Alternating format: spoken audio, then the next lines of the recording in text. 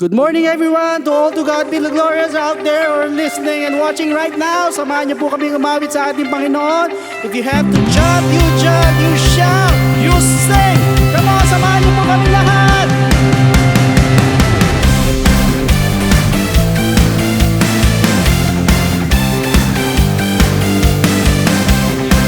Hallelujah. Come on, all together now. Sometimes I forget my life isn't about this world. No, focus on the things I thought would make me happy.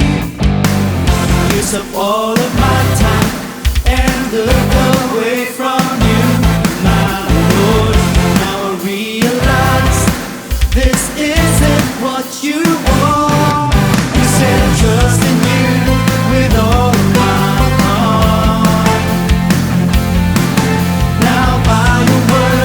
strengthened by your blood. I am alive. You inspire me with your love, 'cause you gave your life and holy blood for us. I'm saved and now I am set free. I'm gonna praise you, lift my hands up high, giving glory to the Savior of my life. There's no other name I'll magnify. Jesus Christ, to God be all the glory. Jesus Christ, Jesus Christ, to God be the glory. Amen.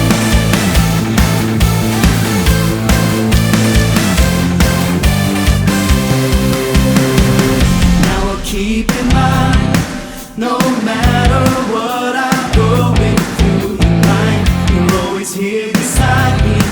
You never leave me alone. Hold on to the promise of an everlasting life with you, Lord. Whatever happens, I can do anything. I'll trust in you with all of my heart. Your word is my strength, and with you I gotta feel alive. You inspire me with your love, 'cause you gave your life and holy blood for us. I'm saved and now I am set free. I'm gonna praise you, lift my hands up high, giving glory to the Savior of my life. There's no other name I'll magnify. Jesus Christ, to God be all the glory. Jesus Christ. Oh, hallelujah. Come on, let's clap our hands to Jesus. Let's lift up our hands to Jesus right now.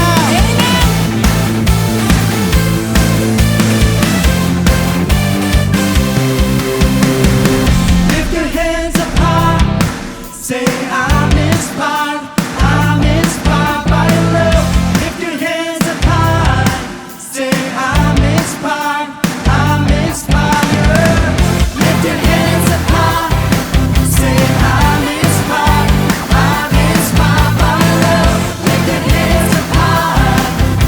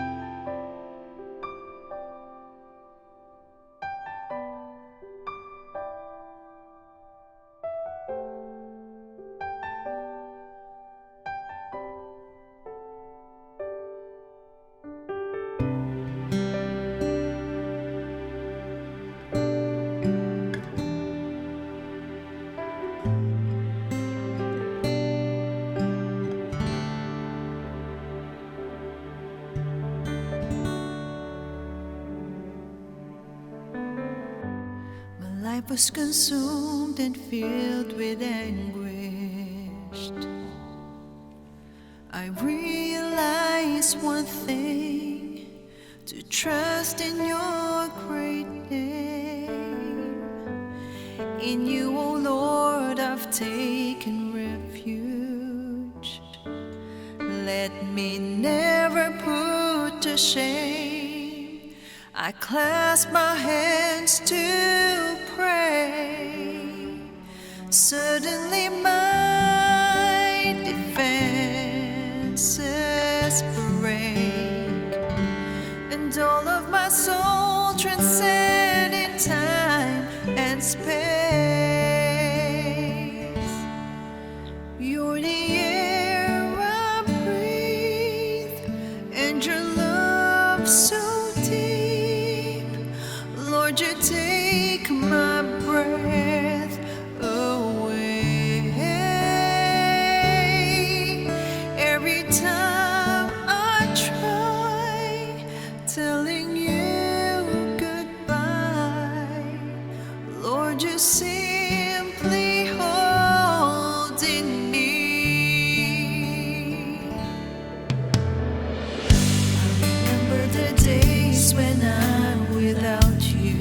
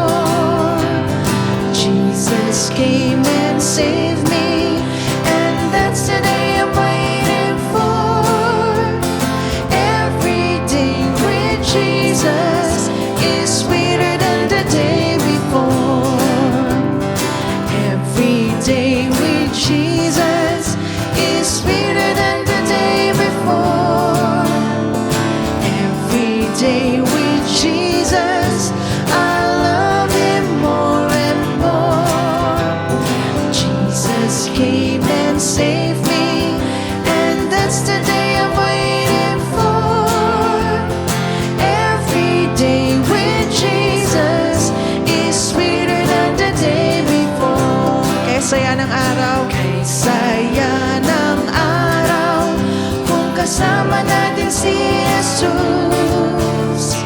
Sa tuwi-tuwi na siya ang aking mahal, ako'y tinubos niya, pinatawad sa sala ko. Kay saya ng araw, kung kasama natin si Jesus. For the last time, every day with Jesus. Every day with Jesus is sweeter than the day before. Every day with Jesus, I love Him more and more. Jesus came and saved me, and that's the day I'm waiting for. Every day with Jesus is sweeter than the day before. Every day with Jesus is sweeter than the day before.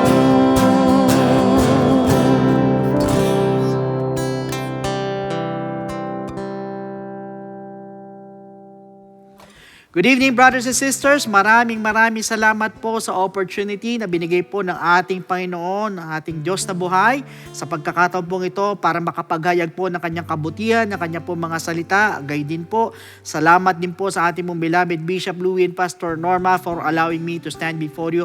At ngayong gabing pong ito ay mayroon na naman po tayong panibagong topic na pag-aaralan na napakahalaga at napaka-importante po, na alam ko po na you're all excited to hear kung ano po yung ating pong mapapakinggan ngayong gabi. But before we proceed, tayo po muna ay humingi ng gabay sa ating Panginoon. Yuko natin na ating pong mga ulo, tayo po manalangin.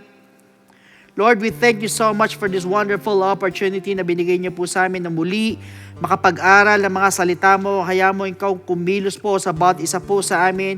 Let your spirit of conviction na siyang dumaloy po sa amin, and you feed us with your wisdom, your knowledge, and your understanding. Lahat ng yung sasabihin, Panginoon, ay maintindihan namin. At Lord, ito po yung aming maipamuhay, Panginoon. Ilayo mo rin kami sa anong mga gawa ng kaaway, sa mga technical issues, Panginoon, O God, sa mga errors, Panginoon. At hayaan mo sa pagkakataon din pong ito na ikaw lamang po ang maitas, wala na pong iba. Hayaan mong Holy Spirit mo ang kumilos po sa bawat isa po sa amin. Maraming salamat. We claim the victory today in your most precious and wonderful name. In the name of Jesus, Amen. So praise God. Last week po, we have studied about beneath God's wisdom, which is His mercy. So ngayon naman po, the Lord has given us a new and very important topic, and entitled, Beware of the 6 false and deceitful things. So for your information, brothers and sisters, the Bible is full of admonitions. Ibig sabihin, marami pong warning or punong-puno po ng warning with regard to false things. And I just want you to know that Satan is a master deceiver. Ganyan po siya. And he can copy the real things with his false things. Kayang-kaya niya po itong gawin. At hindi lang po yan, he is a very good counterfeiter as he tricks people with deception. At hindi po yan makakapandayan not unless mukhang totoo po ang gagamitin niya na pamamaraan. At madalas po, mas mukha pa talagang totoo kaysa doon sa totoo. Ano po ibig sabihin? Kumbaga sa relo po, mga kapatid, mas mukha pong original yung pong peke kaysa sa original po na relo. Why? Para magmukhang totoo. But in reality, false pala. And that is how it works. Kaya po madami po ang nadadaya. That is why we need enough wisdom and understanding to detect yung pong false from error at yung pong genuine from fake. And the Bible is filled with such warnings. And therefore, if you want to know the difference, know the truth, and know the false, what we must do is to beware. For the Bible said, even the elect ones could be deceived. Now, meanwhile, what are those 6 false things? Unang-una, yung tinatawag po natin na false prophets, as found in Matthew chapter 7, verse 15. beware of false prophets. Ulitin ko, beware of false prophets. Ang sabi ng talata, who come to you in sheep's clothing, but inwardly they are ravenous wolves. For our information, the last days are full of prophets, and they are called doomsday prophets. Some predicted the end of the world. Nagbigay po ng eksaktong panahon or oras, pero hindi naman po nangyari. Unfortunately, they all failed. Kaya nga po sa Acts chapter 13 verse 6, ang sabi po rito, now, when they had gone through the island to Paphos, they found a certain sorcerer, a false prophet. Ulitin ko, ang sabi, a false prophet, a Jew whose name was Bar Jesus. Take note, ang sabi po, Bar Jesus, ang ginamit po. Ibig sabihin, pipilitin po talaga niya magbukang totoo para makapandaya. Brothers and sisters, not all who prophesy are prophets. Not all who preach the word of God and can perform miracles are true. Yan po ang totoo. Hindi po lahat. Kaya kailangan po natin maging maingat. Kaya lang ang tanong, how will you know them? Mga kapatid, you will know them by their fruits. As found in Matthew chapter 7 verses 15 to 16. Beware of false prophets. Ulitin ko, beware of false prophets who come to you in sheep's clothing, but inwardly they are ravenous wolves. You will know them by their fruits. Ibig sabihin, sa mga bunga po nila, makikilala po natin sila. Kaya nga po, hindi po lahat ay makakarating po sa langit. Kundi yun lamang po gumagawa lang po ng kalooban ng ating Ama. Kung itutuloy po natin yung talata, yan po sinabi. And moreover, allow me to give a few meanings of a false prophet.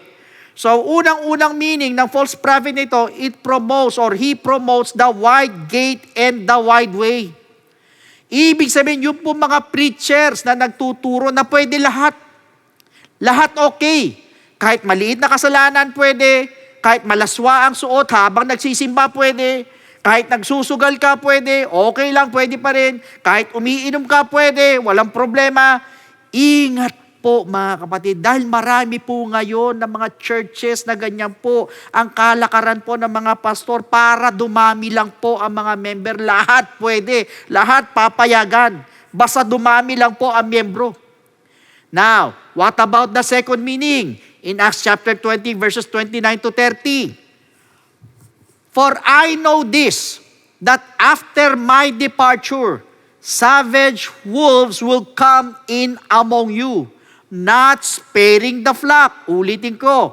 Ang sabi ni Pablo, for I know this, that after my departure, savage wolves will come in among you, not sparing the flock. Also from among yourselves, men will rise up, speaking perverse things to draw away the disciples after themselves. Just imagine, he called such men ravenous wolves. So they will seek to draw men after themselves, instead of pointing them to the Lord Jesus Christ. Ganun po ang gagawin nila. And this is the second meaning. Ibig sabihin, gusto po nila na sa kanila po susunod. Or sila po yung susundan. Kumbaga, instead na maging follower po ni Jesus Christ, magiging follower po nila. Now, yung pangatlong meaning, in 2 Peter chapter 2 verse 3, by covetousness, they will exploit you with deceptive words. Take note, they will exploit you with deceptive words. For a long time, their judgment has not been idle, and their destruction does not slumber. So these false prophets will make merchandise of you, for they are only after money. Pera po ang habol nila. Pirming sarili lang po niyan, madalas ang sinasabi niya sa pulpito, yung sarili niyang pangangailangan. Kailangan ko ng ganito, kailangan ko ng bagong sasakyan, kailangan ko ng bagong laptop, na kahit na nakukubo na yung mga membro ng church, kahit nahihirapan na ang church, sige pa rin, or otherwise, sasabihin niya, kailangan ko ng bagong bahay. So sa madali sabi, lahat ng pangangailangan niya, indirectly or directly, perhaps sasabihin niya po yan, or yan po'y nakapaloob po sa kanyang preaching, na kailangan ibigay mo sa kanya, yung mga bagay na ito. Could you imagine that? Pangapat, they are not walking the talk. Ano po ibig sabihin? Hindi po nila pinamumuhay yung mga tinuturo po nila. For example, magpipreach ng forgiveness, samantalang sila mismo ay hindi kaya makapagpatawad ng ibang tao. Or kundi magtuturo ng giving, pero sila mismo ay hindi po nagbibigay. Magtuturo na huwag kayong malilate, pero siya mismo late. Or magtuturo na encourage one another, pero siya mismo ay titisurin ka. Imagine. Now, panglimang ibig sabihin, by their words of fulfillment naman, sa Deuteronomy chapter 18 verses 21 to 22. And if you say in your heart, sabihin mo sa puso mo, how shall we know the word which the Lord has not spoken? When a prophet speaks in the name of the Lord, if the thing does not happen, pag yung bagay na yun ay hindi nangyari, or come to pass, or hindi natupad, that is the thing which the Lord has not spoken, the prophet has spoken it presumptuously. You shall not be afraid of him. Ibig sabihin, pag hindi daw po natupad yung prediction or yung pong prophecy, ibig sabihin, malamang sa malamang ay false prophet po yan. Katulad nga po na nagsasabi ng date or taon kung kailan darating po ang ating Panginoon or kung kailan po ang rapture. Kaya nga po ang sabi sa Matthew chapter 24 verse 36, but of that day and hour, ulitin ko, but of that day, yung araw na yon at yung oras na yun, no one knows, wala daw nakakaalam, not even the angels of heaven, but my Father only. Ibig sabihin, wala pong nakakaalam, kundi ang Diyos lang po ang nakakaalam. Now, if that is the case, how do we respond to such things? Ang sabi po sa 1 John chapter 4 verse 1, Beloved, do not believe every spirit. Ulitin ko sabi, do not believe every spirit, but test the spirits. Ulitin ko, but test the spirits, whether they are of God, because many false prophets have gone out into the world. In other words, wag daw po tayong basta-basta maniwala, but rather test the spirit. Ang problema po kasi mga kapatid sa iba, minsan ma-stay lang ng konti. Ano sasabihin na iba? Grabe ang kilos ng Lord. Yung pala scripted lang. Although hindi ko naman po nila lahat, pero we need and we have to be careful kasi po marami pong ganyan. Kaya nga sinabi po ng talata that many false prophets have gone out into this world. Kaya nga we need to test the spirit if it is from God or not. Now second is the false Christ. Dito po sa false Christ, unang-una, ang sabi po sa Matthew chapter 24 verse 5, For many will come in my name, saying, I am the Christ. Ako ang Kristo, and will deceive many. Yung pong nagsasabing, I am the Christ, or ako si Kristo, marami pong ganyan sa buong mundo, nagkalat mo yan. Bakit dito po sa bansa po natin, meron po nagsasabi na ganyan, na siya si Kristo. Pero ipinanganak lang po ng nanay niya, dahil nga po, bunga lang po ng pagmamahalan po nila ng kanyang tatay or ng asawa niya. False Christ po yun. Dahil wala pong ibang Kristo, kundi yung pong ipinanganak po ng Virgin Mary and was conceived by the Holy Spirit, no more, no less. At wala na pong Jesus Christ na nasa laman or nasa flesh na nabubuhay po sa mundo. Mula po nung nag-ascend po siya, nung umakyat po ang Lord sa langit, wala na po. Kaya wag po kayong magpadaya sa mga lumilitaw ngayon na nagsasabi siya si Kristo. False na false na false na false po yan. Siguradong sigurado po. Now second, under sa false Christ is found in Matthew 24:24. For false Christs and false prophets will rise and show great signs and wonders to deceive, if possible, even the elect. Brothers and sisters, many will come in His name. And others will show that they can do miracles. Papakita nila yan. Kaya nila magmilagro, gumawa ng miracle. And they will use the name of Jesus Christ. Ginagamit po talaga nila yung pangalan ng ating Panginoong Jesucristo. Gagamitin po talaga nila yan. Para magmukhang totoo, to deceive many people. They would perform miracles in order for you to believe. But there is an underlying deception. Kaya nga mag-ingat po kayo. Ang iba po, magpapalakad pa ng lumpo. Yung pala dati na naglalakad or dati nang nakakalakad. Pero meron naman din pong tunay at totoong preacher na nakakapag-perform ng miracle in Jesus' name. Kaya lang marami po ngayon na nagsasabing may miracle pero hindi naman po totoo.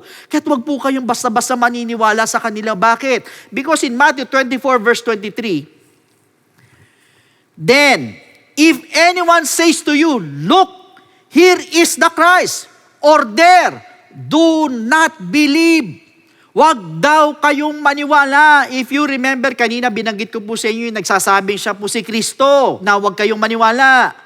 Ngayon naman po, wag din kayong maniwala kagad. Doon na meron nagsasabi na yung Jesus Christ po sa kanilang church ay gumagawa po ng miracle sa pamamagitan po ng kanilang pastor. Kaya nga po, I mentioned a while ago to test the spirit. Pero ang mabigat po na false Christ is found in 2 Thessalonians chapter 2 verses 3 to 4. Let no one deceive you by any means, for that day will not come unless the falling away comes first. And the man of sin is revealed. Ulit ko, the man of sin is revealed, the son of perdition, who opposes and exalts himself above all that is called God or that is worshipped, so that he sits as God. Take note, he sits as God in the temple of God, showing himself that he is God. Ibig sabihin, ang hari po ng false Christ na ang Antikristo na papasok po sa loob ng templo sa Jerusalem para sabihin siya ang Messiah. And will deceive the Jews. Kaya maging handa po dapat tayo sapagkat nalalapit na po ang paglitaw ng Antikristo na yan. Now third is what we call the false dreams. For your information, marami na po ang na-deceive dahil po sila po yung panatiko po ng mga panaginip. Ang iba po umalis po ng church because of a dream. Ang iba po mas piniling sumunod at paniwalaan ng panaginip nila kaysa sumunod at paniwalaan ng pastor na binigay po sa kanila to feed them with knowledge and understanding. Yes, totoo po na ang Diyos po ay nagbibigay ng mensahe sa panaginip. Nung wala pa po ang Bible. Pero ngayon po sa pamamagitan na ng salita ng Diyos at ng Holy Spirit, doon po siya nangungusap. So kung may dreams man or panaginip man, ay very rare po ito. Madalang na po. And it should be confirmed and validated and verified as well. Ibig sabihin, siguraduhin po natin sa Diyos po yan.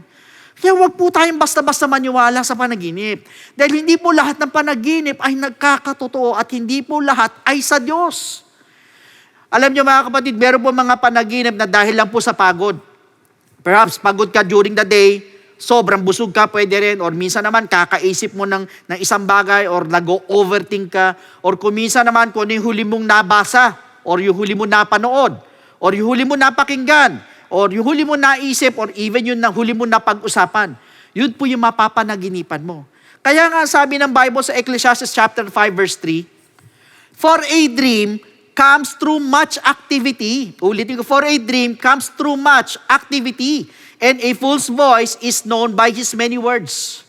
Brothers and sisters, totoo po that old man shall dream dreams, but it must be proved.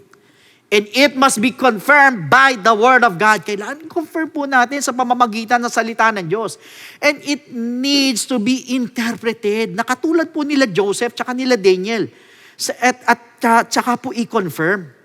So mga kapatid, allow me to share with you a story, a simple or short story po. There was a story, isa pong pastor po, naniniwala siya that God would give him millions of money, na sa pamamagitan ng panaginip, na meron daw isang attache case na panaginipan niya. But you know what? Until now, nothing is heard about that money. Nothing is heard about that attache case. So, kung di ako nagkakamali, nagsisimula pa lang po ang church po natin na panaginipan niya na po yun. Hanggang ngayon, wala pa rin. Ano po ibig sabihin? Hindi po lahat ay totoo. At hindi po lahat ay nagkakatotoo. Although there are some na nagkakatotoo. Pero hindi po lahat. In fact, in Jeremiah 23 verse 32, behold, I am against those who prophesy false dreams. Ulitin ko, behold, I am against those who prophesy false dreams, says the Lord. And tell them and cause my people to err by their lies and by their recklessness. Yet I did not send them or command them, therefore they shall not profit these people at all, says the Lord. Meaning, brothers and sisters, God is against those who prophesy false dreams. Ibig sabihin, laban po siya. Ayaw po niya at kalaban niya po yung mga nagpapahayag ng mga false dreams. Why? They causes people to error. Likewise, sa atin po, for example, sa mga pag-aasawa, ang basihan panaginip. Mapapanaginipan niya na, for example, yung lalaki, yung babae, sila daw yung magkakatuluyan. Kaya nung mangyari, magpapakasal ngayon sila. Pero pagkalipas ng ilang panahon, sablay pala, sila pala yung maging mortal na magkaaway. Ang iba naman, dahil sa panaginip, pasok sa negosyo. Ano nangyari? Ang resulta, lugi. At ang mabigat, nabaon pa sa utang. Lalo naman po yung iba. Dahil sa panaginip, umalis mo ng church at lumipat sa false doctrine. Kaya as a result, nag-backslide. Nasa tama na. Lumipat pa sa false. Why? Dahil hindi po nila alam na kasinungalingan po yung kanilang panaginip at pabigla-bigla po ng paniniwala at pagsunod po sa panaginip. At ang matindi po sa lahat, yung pong sinabi po sa Deuteronomy chapter 13 verse 5.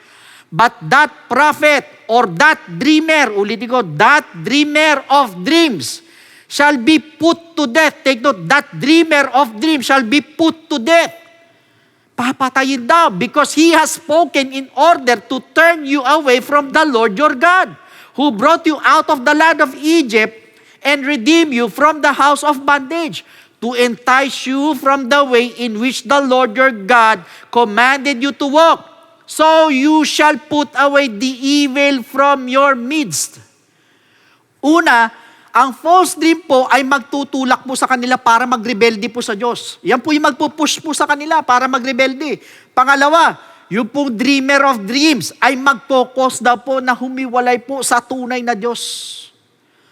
Meanwhile, sa part naman po natin, pag ang dream or panaginip po ay magkukos ng division sa church or separation or destruction ng good relationship or will cause rebellion against the church.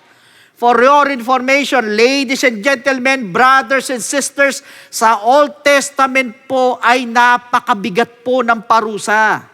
Ano po ang gagawin? Papatayin po yung dreamer na magkukos po ng division at rebellion at separation from the real God. Ganyan po ang mangyayari.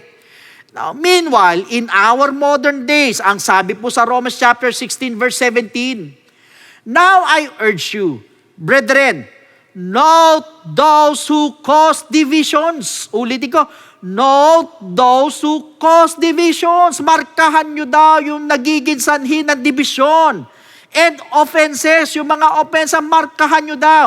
Contrary to the doctrine which you learned, yung mga nakakontra sa doktrina na natutunan mo. Ano daw ang gagawin? And avoid them, iwasan daw.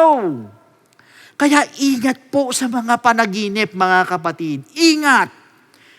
Pang-apat, false apostles in Colossians chapter 1 verse 13.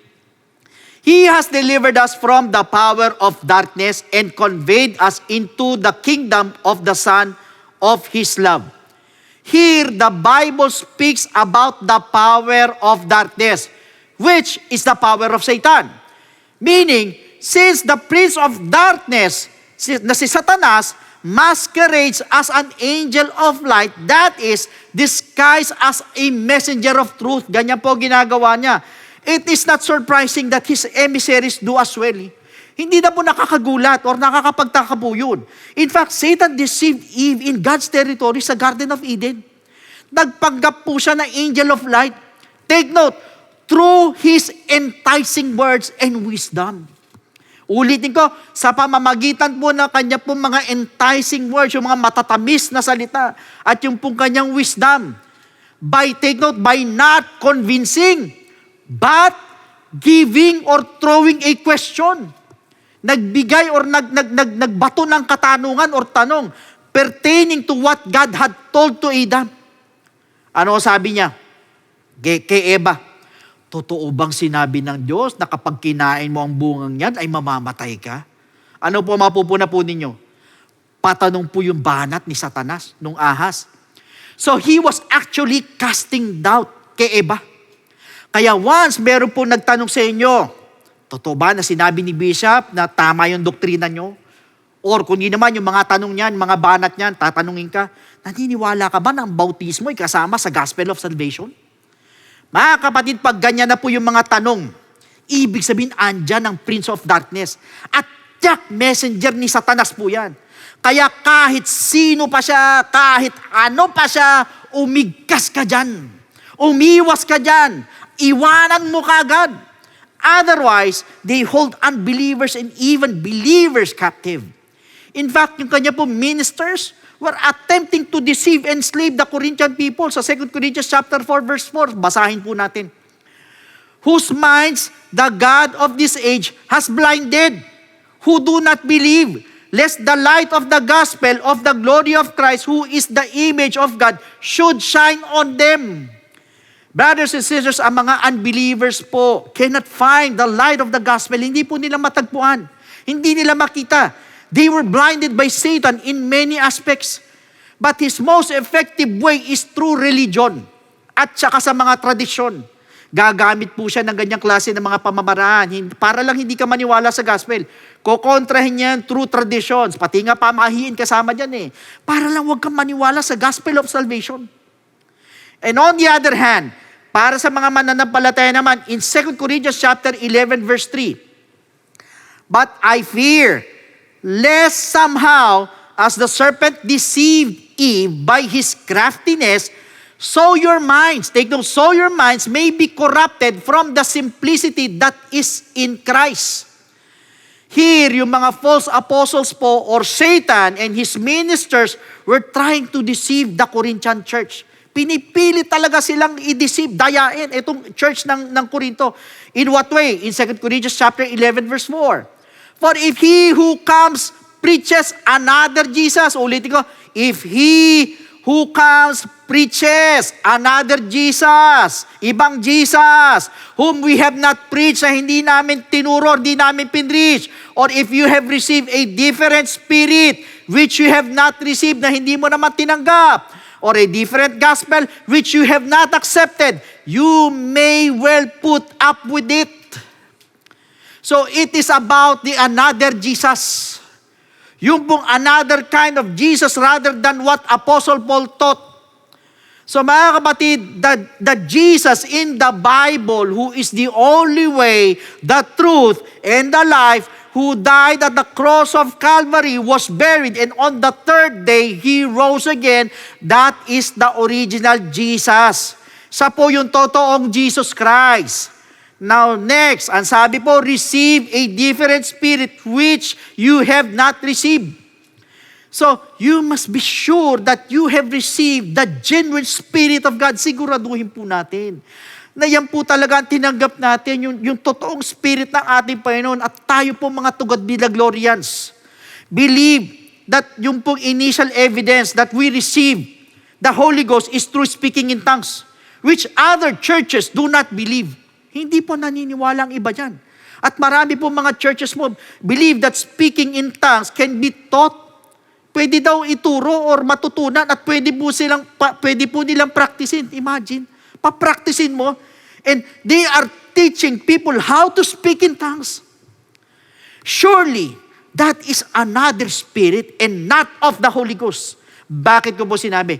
Because ang speaking in tongues po ay hindi po yung pinag-aaralan. But rather, kusa po yan lalabas sa bibig mo. Once you are baptized by the Holy Ghost, kusa po yan lalabas. Kusa ka mag-i-speaking in tongues. Hindi mo kailangan practicein at pag-aralan. Now, next is kung meron pong another Jesus, meron naman pong another gospel. Truth be told, ladies and gentlemen, brothers and sisters, pag ang gospel of salvation mo ay hindi po hango sa 1 Corinthians chapter 15 verses 1 to 4, that is another gospel. At pag ang gospel mo ay wala pong obedience to the gospel, ay tsak another gospel po yan. Kaya nga ingat po mga kapatid. Dahil ang dami pong nag-uusbungan ngayon ng mga churches na madalas po, foreigner pa po ang pastor. Ingat po sa colonial mentality. Pag puti, okay kagad, totoo kagad, ingat at ingat at ingat pa sa false apostles and ministers of Satan. Panglima, false burdens. Ang sabi po sa Lamentations chapter 2 verse 14, your prophets have seen for you false and deceptive visions. They have not uncovered your iniquity to bring back your captives, but have envisioned for you false prophecies and delusions. Do you believe na marami pong false visions, false delusions, and false prophecies na nakakatakot po at nagbibigay po ng false burden po sa atin instead na na-excite po tayong naghahanda para sa muling pagbabalik ng ating Panginoon? Katulad po ng unang-una yung po nagbibigay po ng worry sa ating po mga buhay, which is sin. Bakit ko po sinabi? Because in Matthew chapter 6 verse 25, therefore, I say to you, do not worry about your life, what you will eat or what you will drink. Ano daw yung kakainin mo at yung iinumin mo? Nor about your body, what you will put on, kung ano yung susuot mo. Is not life more than food and the body more than clothing? Ang sabi ng ating Panginoon, do not worry about our basic needs. Bakit? Kasi po, ang worry po means no trust in God, which is considered a sin before God. Ibig sabihin, hindi ka nagtitiwala sa Diyos pag nag-aalala ka. Pangalawa, na false burden, yung pong fear, which is the absence and the enemy of faith. Kaaway po ng pananampalataya yan. In fact, sa 2 Timothy chapter 1 verse 7, for God has not given us a spirit of fear. Ang linaw. For God has not given us a spirit of fear, but of power. Yan daw ang binigay. And of love. Ano pa? And of a sound mind. So dito po malino na sinabi po ng ating Panginoon that He had not given us the spirit of fear, but of sound mind, of power, and of love.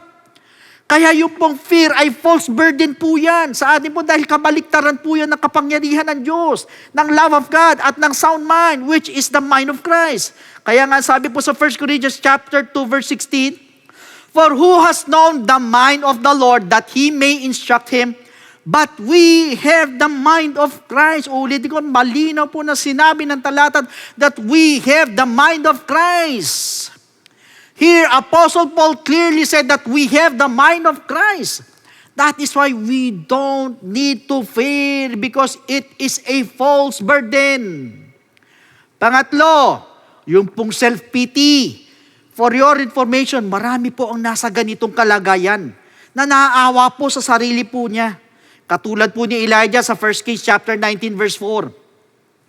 But he himself went a day's journey into the wilderness and came and sat down under a broom tree. Upo siya sa ilalim ng puno. And he prayed that he might die. Ulitin ko, he prayed that he might die. Nagpray siya na mamatay na siya and said, it is enough. Now, Lord, take my life. Kunin mo na ang buhay ko. For I am no better than my fathers. Nakita po ninyo kung ano po nangyari po sa kanya. Gusto na niyang mamatay dahil nga po naaawa siya sa sarili niya.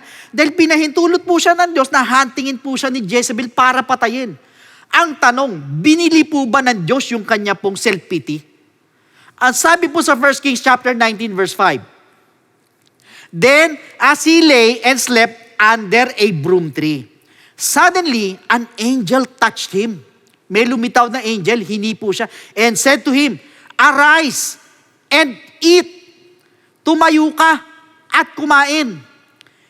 In other words, wala pong sinabi yung angel kung hindi tumayo ka at kumain. Hindi po siya in-encourage, hindi nga siya hinimas, kawawa ka naman. Walang ganun eh. Sinabi lang sa kanya, tumayo ka at kumain. At ang ginawa ni Elijah, kumain at humiga ulit. Perhaps, nagpapaawa po siya sa Diyos. Pero hindi po binili ng Diyos yung kanyang paawa effect. Ang sabi po sa 1 Kings chapter 19 verse 7, and the angel of the Lord came back the second time. Bumalik ulit po yung angel pangalawang beses and touched him and said, arise and eat because the journey is too great for you. So pangalawang beses po siyang hinawakan or tinapik ng angel. At sinabi, bumangon ka dyan at kumain ka. Kasi malayo pa yung lalakbayin mo.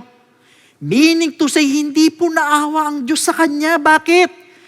Dahil malayo pa po yung lalakbayin niya. Ganon din po sa atin, hindi po bibilhin ng Lord yung self-pity po natin. Bakit? Dahil marami pa po tayong gagawin para sa Diyos. Pero maiksi na lang po ang panahon. Kaya nga ang self-pity po ay false burden po yan. At anything na false ay hindi po sa Diyos. Pang-apat na false burden, yung pong self-condemnation. Mga kapatid, ang iba po pag nagkasala ay dapat naman talaga magsisi at talikuran ng kasalanan. But the problem is, yung iba po, ginawa na po ito, pero kinokondem niya po pa rin ang sarili niya. And that is a false burden. Dahil ang sabi po sa 1 John chapter 1, verse 9, if we confess our sins, He is faithful and just to forgive us our sins. Pag kinonfess mo daw yung kasalanan mo, tapat siya na patatawarin niya ang iyong kasalanan and to cleanse us from all unrighteousness. Lilinisin ka niya sa lahat ng unrighteousness. Ibig sabihin, ganun po ang gagawin ng ating Panginoon pag kinonfess mo, pag hiningi mo ng tawag. Kaya wag mong i-condemn yung sarili mo. Wag mong i-condemn, wag kang magkaroon ng self-condemnation. False burden po yan. Now, panglima, under false burden, yung pong defeated life or yung pong talunan. Mga kapatid, I just want you to know na ayaw ng Diyos po natin yan.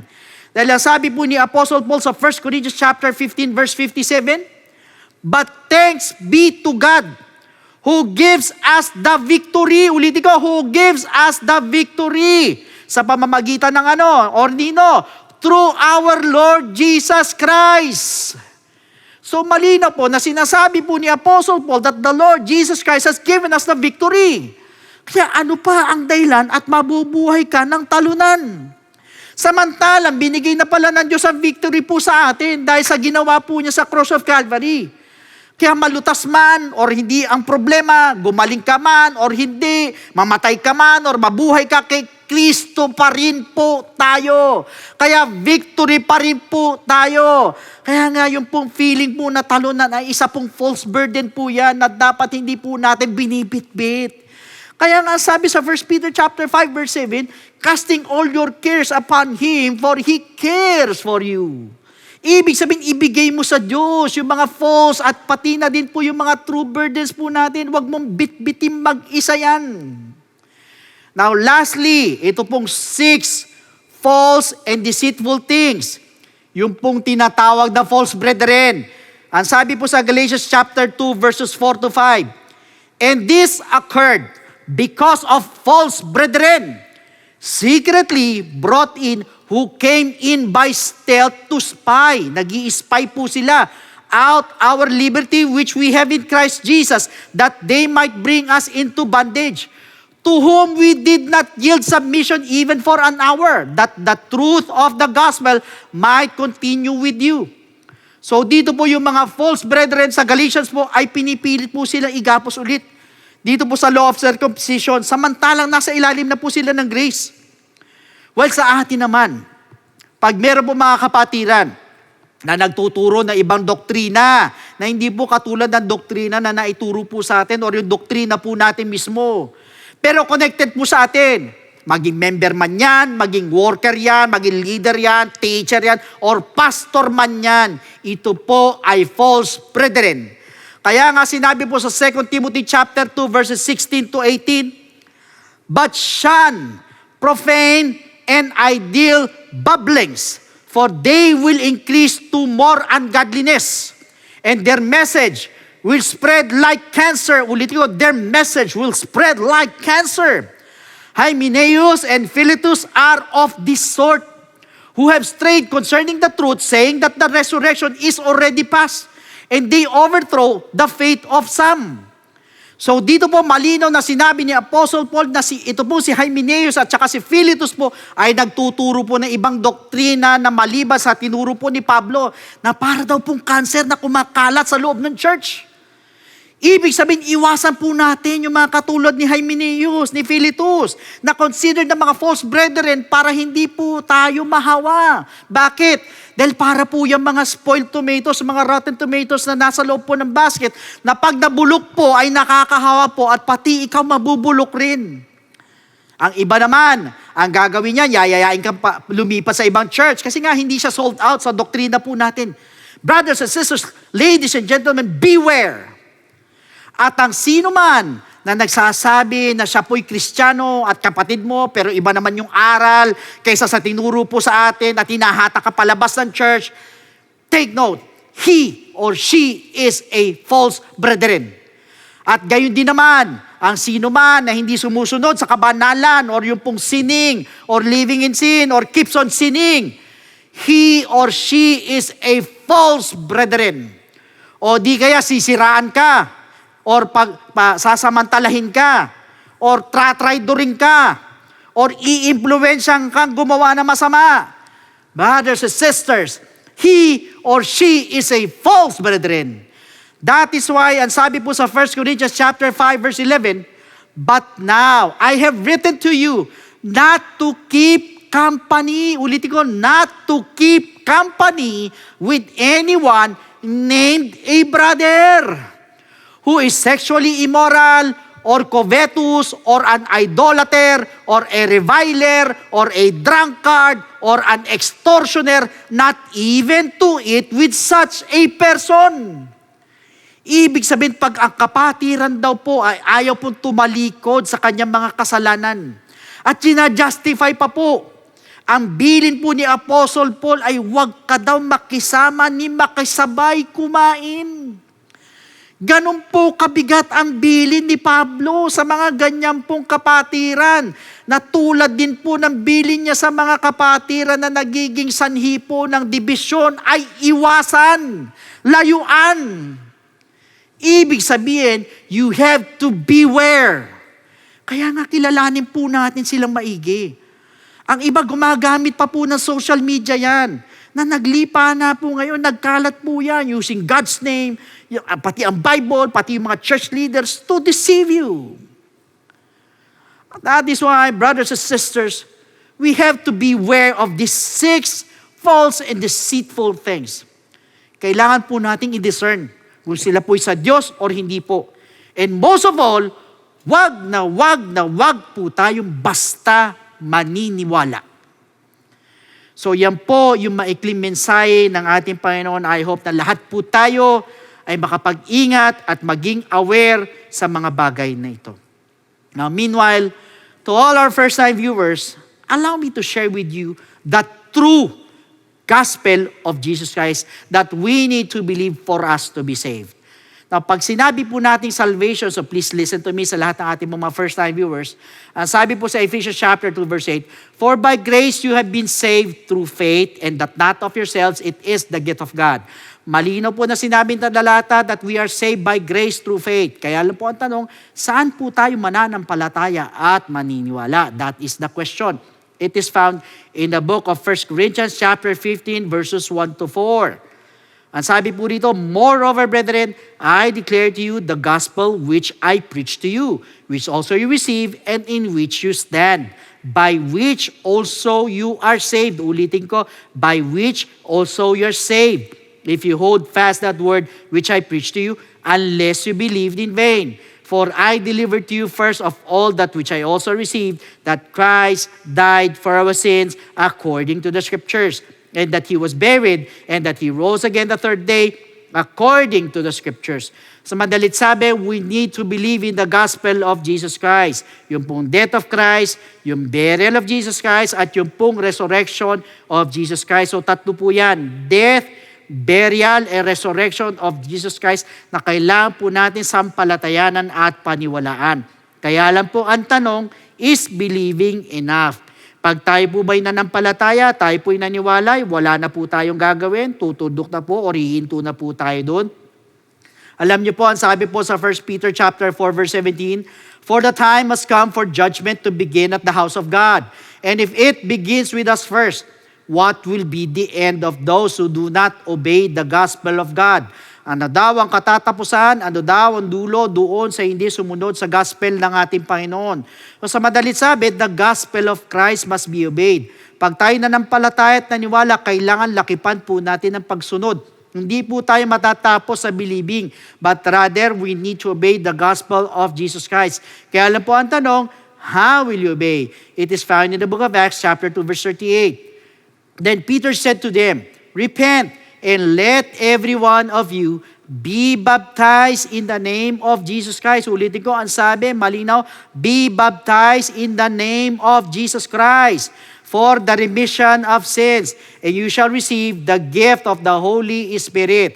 Now, first is repentance. Tayo po'y magsisisi po ng ating mga kasalanan. We're going to ask for forgiveness. We're going to confess our sins. At naniniwala po ako, kahit pakiramdam mo, ang dami mong kasalanan, ang dami mong kapalpakan na nagawa sa ating Panginoon, mabigat yung nagawa mo, but for as long as nandun po yung genuine repentance or yung taos-puso na pagsisisi, believe me, the Lord is willing and able to forgive your sins. At dyan din po papasok yung pong death to sin. So yan po yung unang step, we need to repent.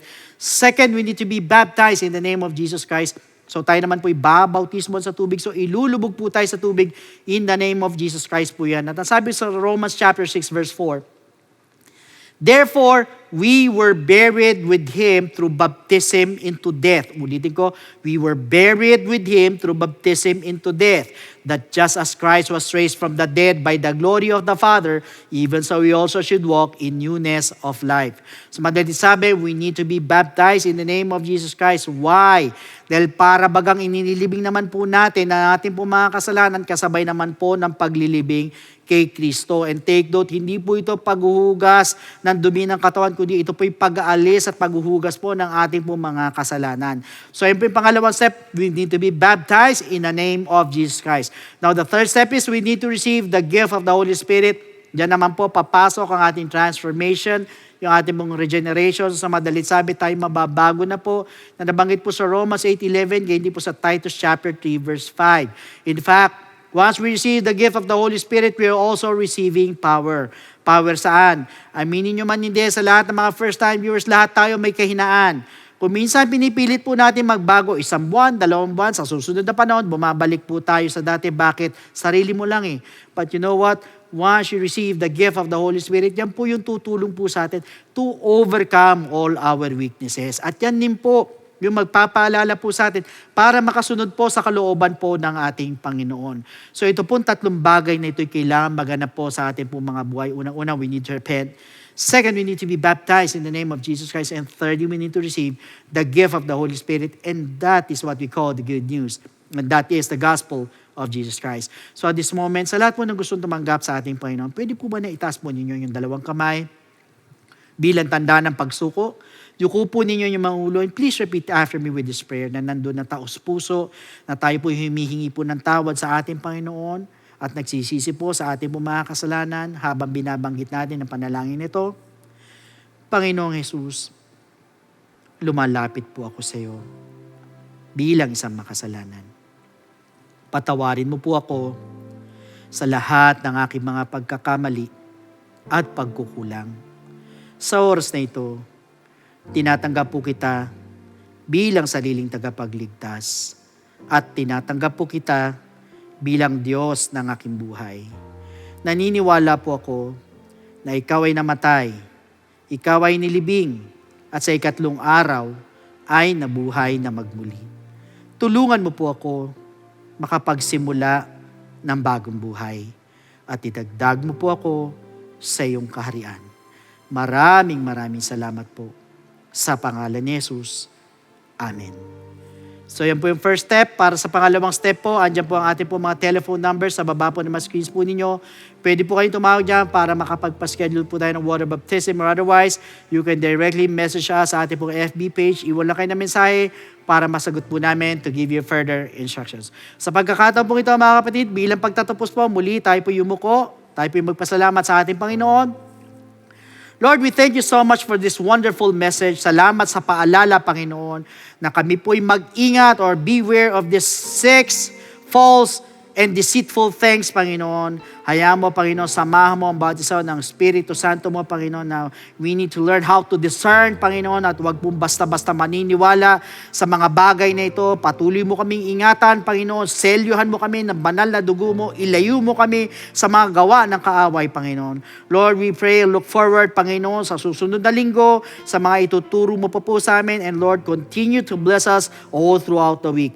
Maraming salamat po. We claim the victory in our lives today in your most precious and wonderful name. In the name of Jesus, amen. So once again, brothers and sisters, God bless every one of you, and to God be all the glory.